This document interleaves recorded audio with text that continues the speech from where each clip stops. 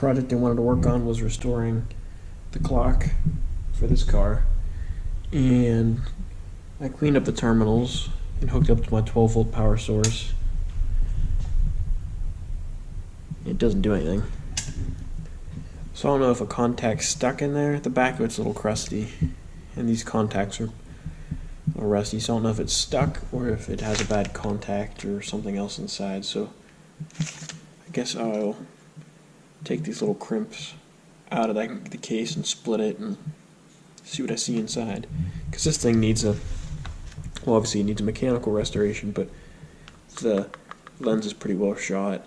It could use repainted here, and the needles definitely need painted, but the silk screening looks pretty good, so hopefully it's something simple. But I'll take this housing apart and see what it looks like in a minute.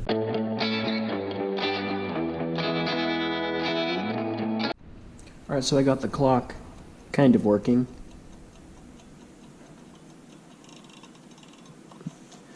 I've got it working by hand. Before, this wouldn't even spin, so I just used a little WD-40 on the gears and used the manual lever to rotate everything around and free it up. And then I just kept spinning this little wheel over here that keeps time, keeps the second moving, and then once I pretty much sprayed everything with a little bit of WD-40, this thing just took off and it's been running. So let me get another spotlight in the corner.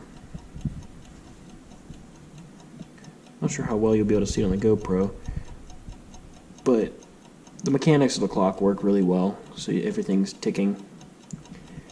But the issue with these is the contacts, which the one, if you look on that little black piece, you can see, if you watch carefully, it's moving towards this other contact on the left, which is stationary.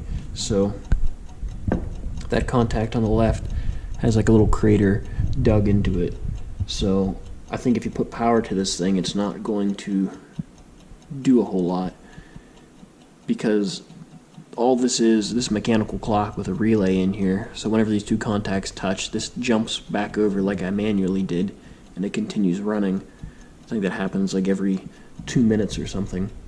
So it looks like that contact might be bad, so I have to figure out what to do about that. A guy made one on another video. I watched him make the same repair, so it looks like this one needs that also.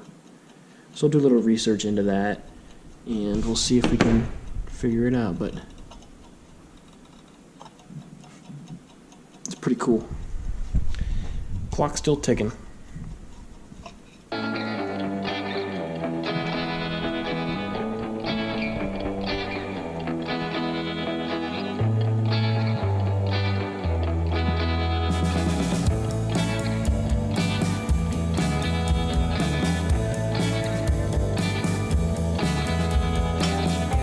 Days later.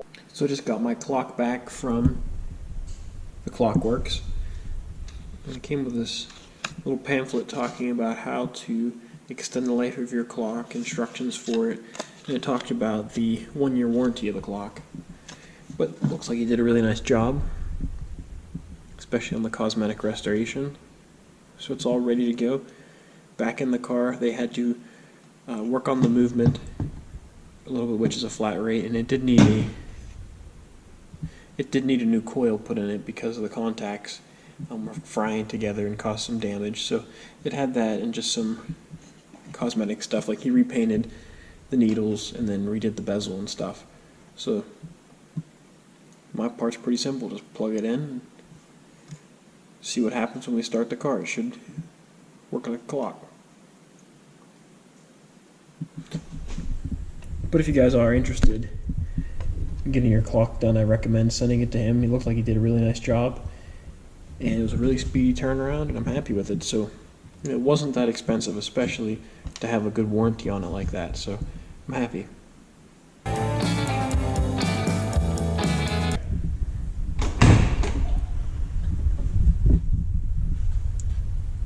So the clock is installed, and it looks great. It wasn't that bad to install. We just had to trim the vinyl away more than it said to in the instructions for the dash vinyl. It said to leave about an 1/8 inch overhang, and when we did that, the clock wouldn't slide in, so we trimmed that back so it's really close to being flush.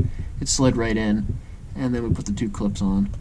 I didn't test fire it yet. I'll wait till we get the front wiring harness in, so we have to get the gauge cluster in before we do that.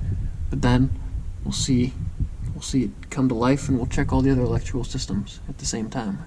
That's going to do it for this video. Normally I like to do restorations myself, except for like the carburetor. I sent that out. The clock I sent out. I'm having one of the seats redone, and just like a couple other things. Obviously the engine and the rear end we had, and then the paint. But mostly everything else we did ourselves, or at least had some part in. But it's good to know when to send something out so you don't mess it up, especially if it's a valuable piece or delicate like that clock. But check out the rest of the videos on the channel. Hopefully soon the car will be starting up.